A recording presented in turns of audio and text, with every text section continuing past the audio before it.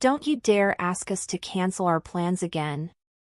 We've had these Elton John tickets for months. My mother yelled, her voice echoing through my hospital room. I sat there, stunned, clutching my phone with trembling hands. It was Christmas Eve at Las Vegas Medical Center, just me, my 2-year-old twins Ethan and Emily playing quietly in the corner, and a nurse named Valerie checking my vitals. The pain in my abdomen was excruciating, like someone was twisting a knife inside me, but the look of indifference on my mother's face through the video call hurt even more. My name is Natasha Wilson. I'm 33 years old, and for as long as I can remember, I've been the afterthought in my own family. My younger sister Jessica, the golden child, could do no wrong in my parents' eyes. Meanwhile, I couldn't even get them to watch their only grandchildren while I underwent emergency surgery for complications related to my husband's death 6 months ago. The doctors had found internal bleeding that required immediate attention, but all my parents cared about was their concert tickets and celebrating Christmas Eve with Jessica. When I finally asked for their help after exhausting all other options, my dad's response cut deeper than any surgical tool could.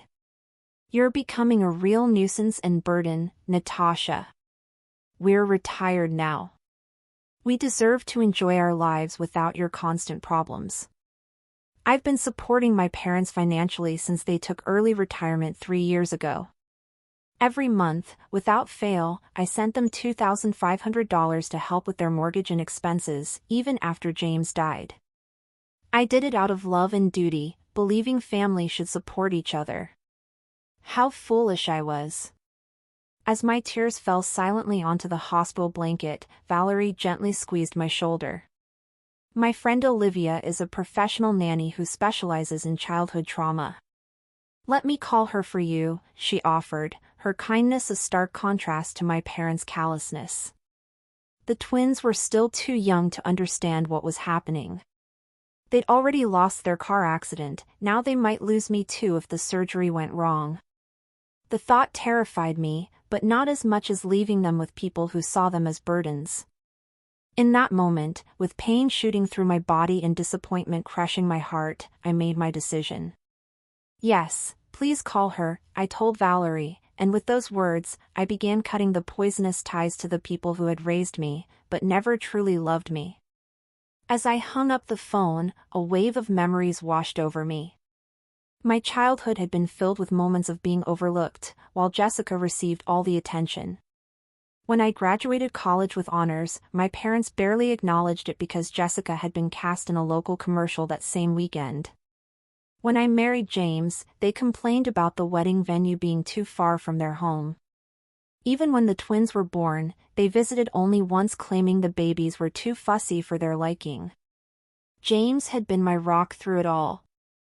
He understood the pain of family disappointment, having been estranged from his own father for years. We'll build our own family, he would say, one that knows how to love, and we did, creating a warm home filled with laughter and acceptance. But 6 months ago, a drunk driver stole him away, leaving me to raise our children alone while battling depression and grief. Despite my loss, I continued supporting my parents. I even increased the monthly amount when they mentioned struggling with inflation. I wanted to be better than them, to show that family should stand by each other no matter what. The irony was crushing. Here I was, bleeding internally, possibly dying, and they couldn't miss one concert to care for my children. Valerie returned with news that her friend Olivia would arrive within the hour. She's amazing with kids, Valerie assured me. She used to work with trauma victims at the children's hospital before becoming a private nanny. How much will this cost? I asked, worry creeping into my voice. Medical bills were already piling up since James' insurance coverage had limitations. Don't worry about that now, Valerie said. Let's focus on getting you ready for surgery. But I was worried.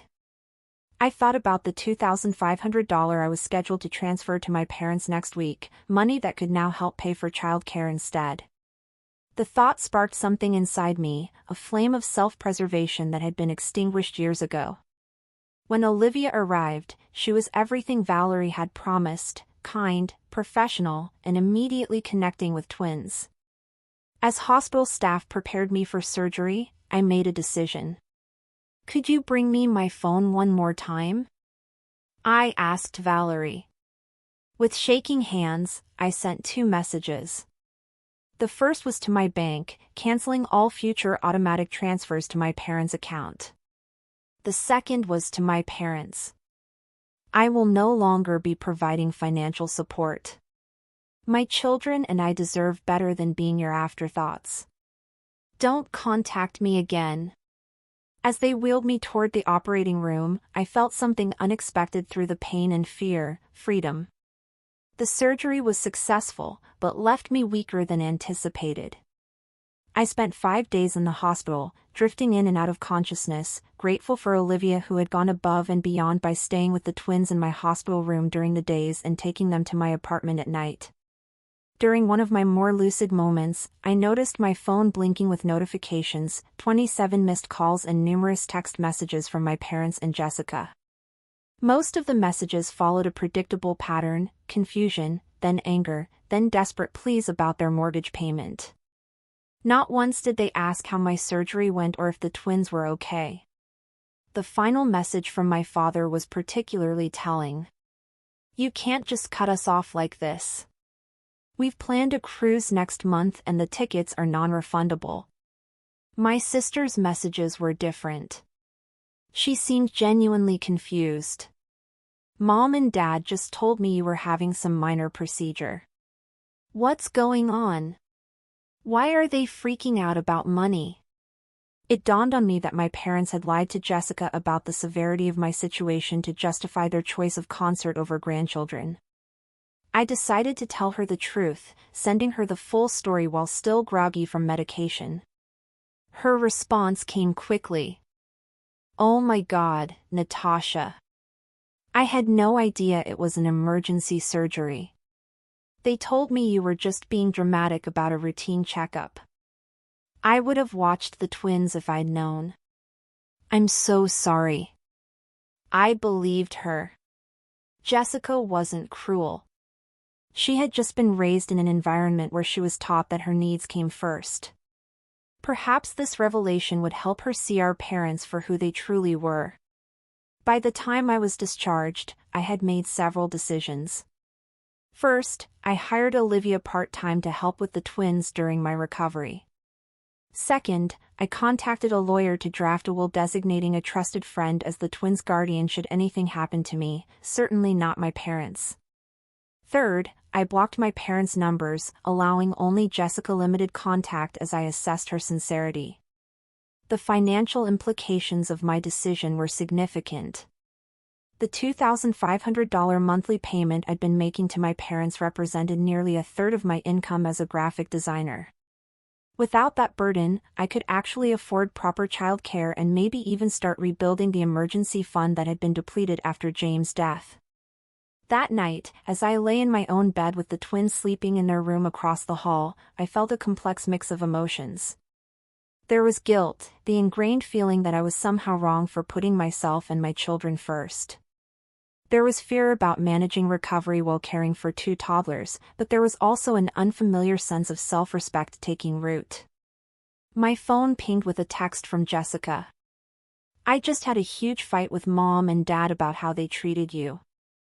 I'm staying at a hotel tonight. Can we talk tomorrow?" Maybe I wasn't completely alone after all. 2 weeks after my surgery, I was slowly regaining my strength. The incision site still throbbed painfully when I moved too quickly, but I was managing better each day. Olivia had been a godsend, arriving each morning to help with the twins while I worked from home. My graphic design clients had been surprisingly understanding about my limited availability, and I was grateful for the remote work that allowed me to stay close to my children. Jessica had visited twice, bringing healthy meals and spending time with the twins. Our conversations were cautious at first, but eventually, she opened up about her own experiences with our parents. "They always made it seem like you were choosing to distance yourself from the family," she admitted one evening, as we watched the twins play. "I never realized they were pushing you away. I was beginning to see a new side to my sister, one that had been hidden beneath years of our parents' manipulation. While I wasn't ready to completely trust her yet, I appreciated her efforts. Then came the knock at the door I had been half expecting. Through the peephole, I saw my parents standing in the hallway. My mother was clutching her designer purse nervously while my father stood with his arms crossed, familiar impatience etched on his face. I hesitated, heart pounding before opening the door just enough to speak through the gap. "What do you want?" I asked, my voice steadier than I expected. "Natasha, darling, we've been so worried," my mother began, her sugary tone immediately raising my defenses. "You haven't been answering our calls, and we needed to make sure you and the twins were all right." "We're fine," I replied flatly. "Now if that's all?" "It's not all," my father interrupted, pushing slightly against the door. "We need to discuss this ridiculous financial situation. The bank called about our mortgage payment, and we had to dip into our cruise savings to cover it." The audacity was breathtaking. No questions about my recovery, no concern for their grandchildren, just demands about money. "I told you I'm cutting financial ties," I said. "I meant it." "But sweetie," my mother pleaded, her voice rising an octave, "we've come to depend on that money. Your father and I adjusted our lifestyle based on your commitment to help us." "My commitment?" I echoed in disbelief.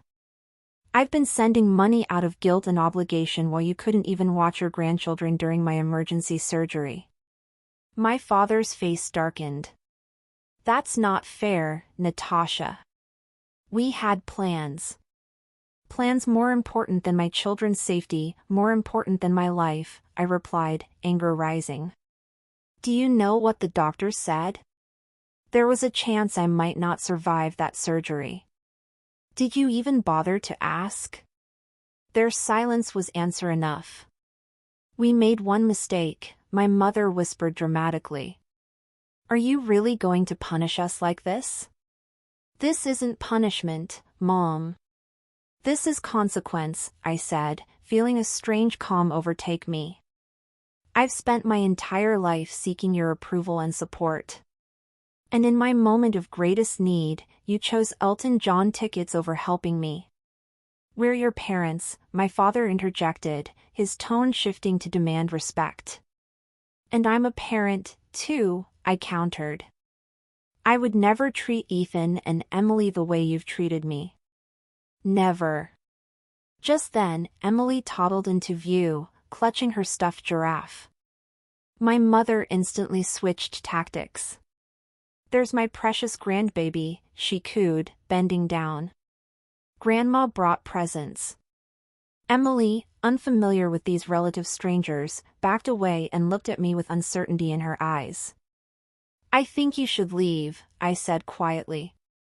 "When I'm ready to talk, if I'm ever ready, I'll reach out." "But the money," my father started.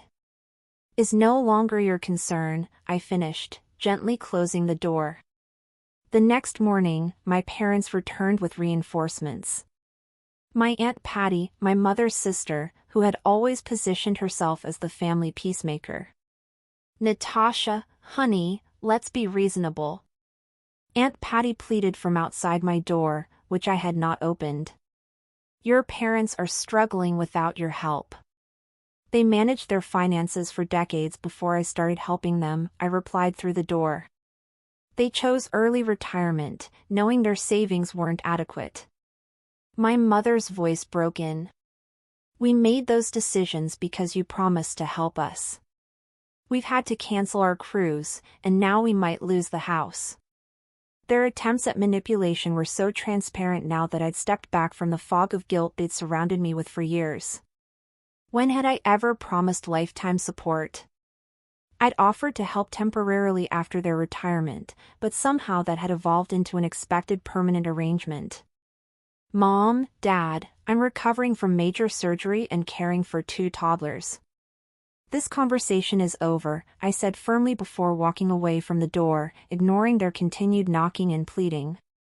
Later that day, I received a group email from my father addressed to the entire extended family, detailing how I had abandoned them in their time of need after they had sacrificed everything for me.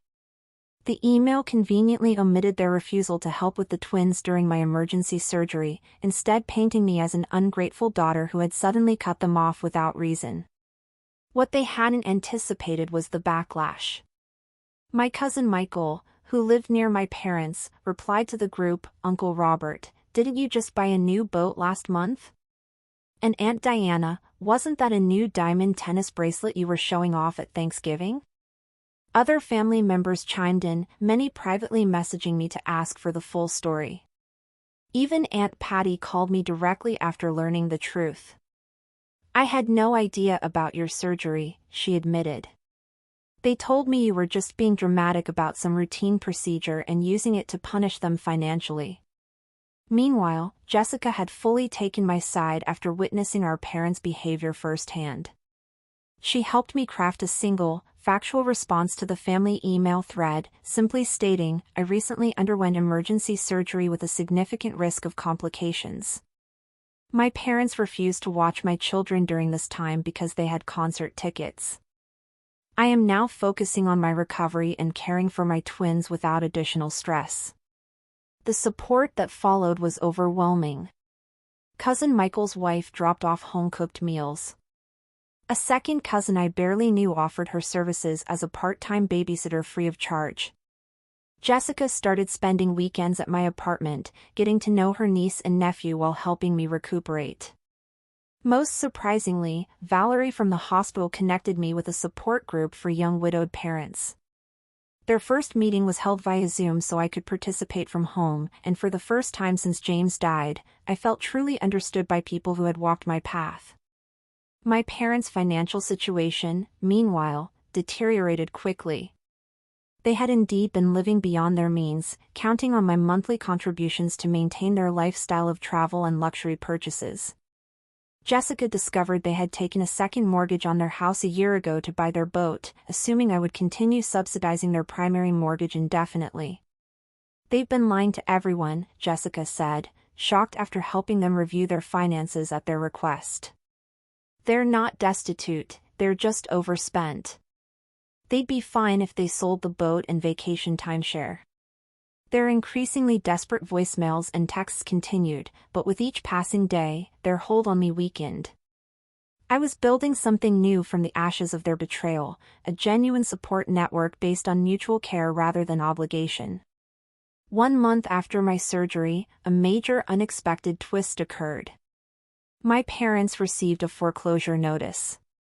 Jessica called to inform me, her voice a mix of concern and exasperation. "They're in complete panic mode," she explained. "The bank is giving them 60 days to catch up on payments or they'll lose the house." "What about their retirement funds?" I asked, bouncing Emily on my knee while Ethan napped. "Mostly depleted. They spent a chunk on that boat then invested the rest in some scheme Dad's golf buddy recommended. They lost almost everything." Jessica sighed. "I'm not saying you should help them, Natasha. I just thought you should know."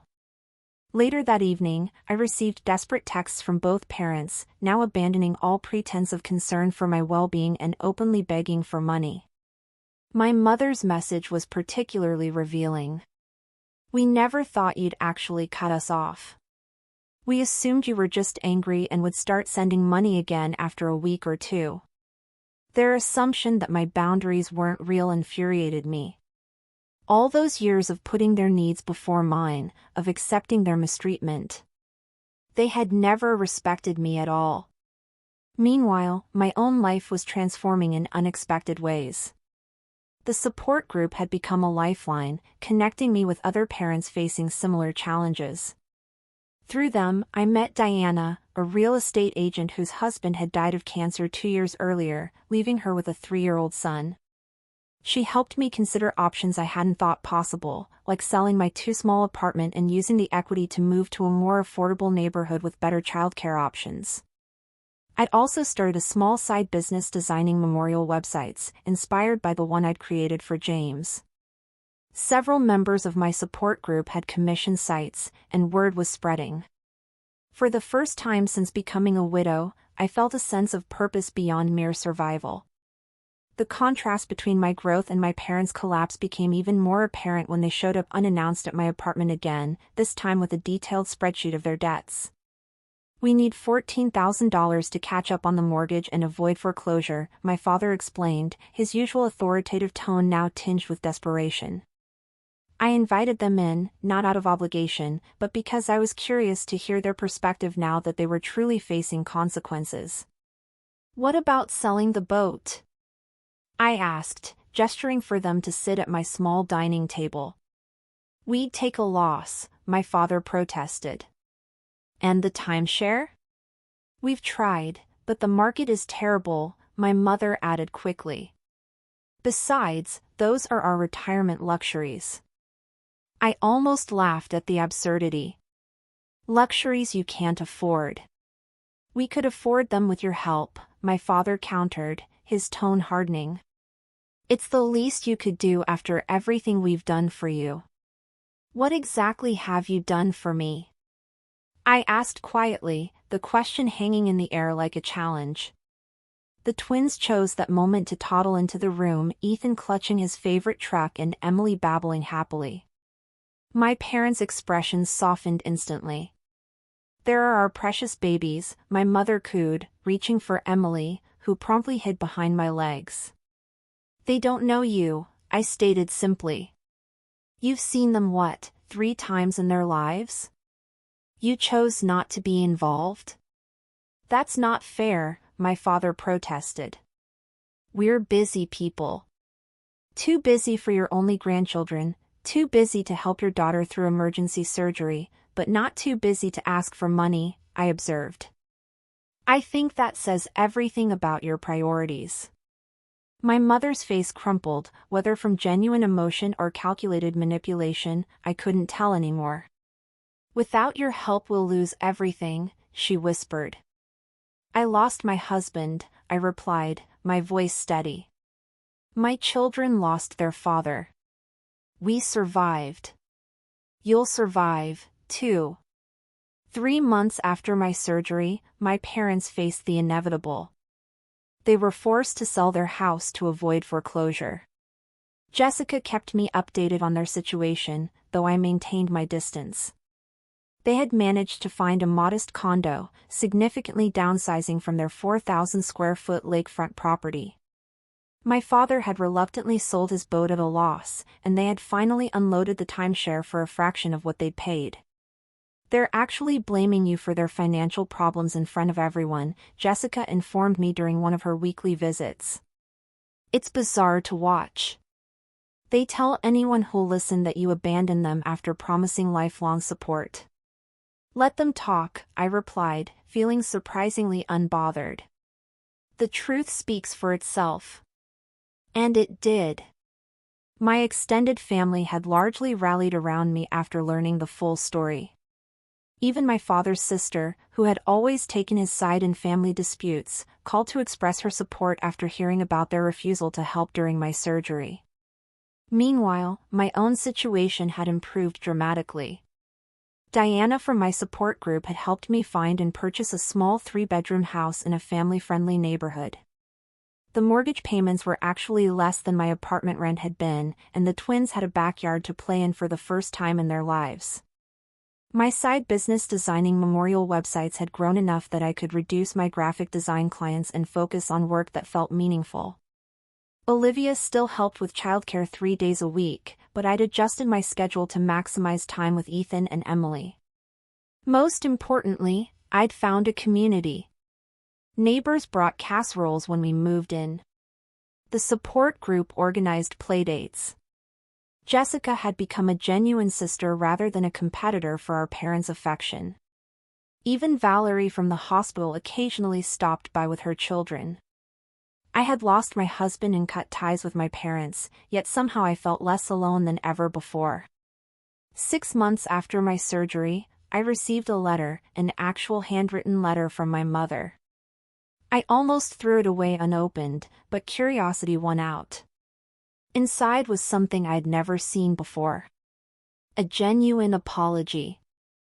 "I've had time to reflect on my behavior," she wrote. "Watching you build a life without our help has forced me to confront some painful truths about myself as a mother. I was jealous of your independence, your resilience. I resented that you didn't seem to need me the way I needed my own mother. But now I see that you did need me, just not in the ways I wanted to be needed. When you asked us to care for the twins during your surgery, you were reaching out and we failed you completely. I'm deeply sorry." The letter continued, explaining how they had completely restructured their finances.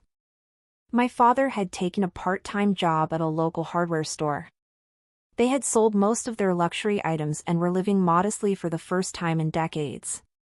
She didn't ask for money or even forgiveness, just acknowledgement of her apology. I showed the letter to Jessica, who was skeptical. "They've been talking about writing to you for weeks. Dad was against it at first, but I think he's starting to see things differently too, especially after his heart scare last month." "Heart scare?" I asked, concerned despite myself. "Just high blood pressure and chest pains, but it scared him. He's on medication now and actually following doctor's orders," Jessica explained. "I think facing mortality has humbled him a bit." I wasn't ready to respond to the letter immediately. I needed time to process my feelings. Was this genuine remorse or another manipulation tactic? Had they truly changed or were they simply adapting their strategy? That night, I looked at old family photos for the first time since cutting ties. Behind the smiling faces, I saw patterns I'd been blind to before. My parents had always been performers, playing the role of perfect parents while serving their own needs first. A year after my surgery, I finally agreed to meet my parents at a neutral location, a quiet cafe near my new home. When they arrived, I barely recognized them. My father seemed smaller somehow, his confident posture replaced by a humbler demeanor. My mother's designer clothes had been exchanged for simple, practical attire. The twins were with Jessica for the afternoon. I wasn't ready for a family reunion just yet. We sat in awkward silence until my father did something unprecedented. He cried. "I've been a terrible father," he admitted, his voice breaking, "and an even worse grandfather. I don't expect your forgiveness, but I want you to know that I see it now. How selfish we've been." My mother reached across the table, not quite touching my hand but gesturing toward it. "We've spent months in family therapy," she explained. "It was Jessica's idea, and we resisted at first, but it's been transformative. I didn't rush to forgive them or make promises I couldn't keep. Instead, I shared pictures of the twins and told them about our new life. They listened without interrupting, without making it about themselves, perhaps for the first time ever. As we parted, my father asked quietly, would it be possible someday to know our grandchildren? I considered this carefully before answering. That depends on your actions, not your words. If you're genuinely committed to change, we can start with short, supervised visits. But understand this, my children will only have relationships with people who respect their mother. Walking away from that meeting, I felt neither the crushing weight of obligation nor the burning resentment that had defined our relationship for so long. Instead, I felt something new. The calm assurance of a woman who knew her worth, who had created boundaries and would enforce them without apology. Whether my parents could truly change remained to be seen, but I had already transformed, from a daughter desperate for approval into a mother fierce in her protection and clear in her expectations.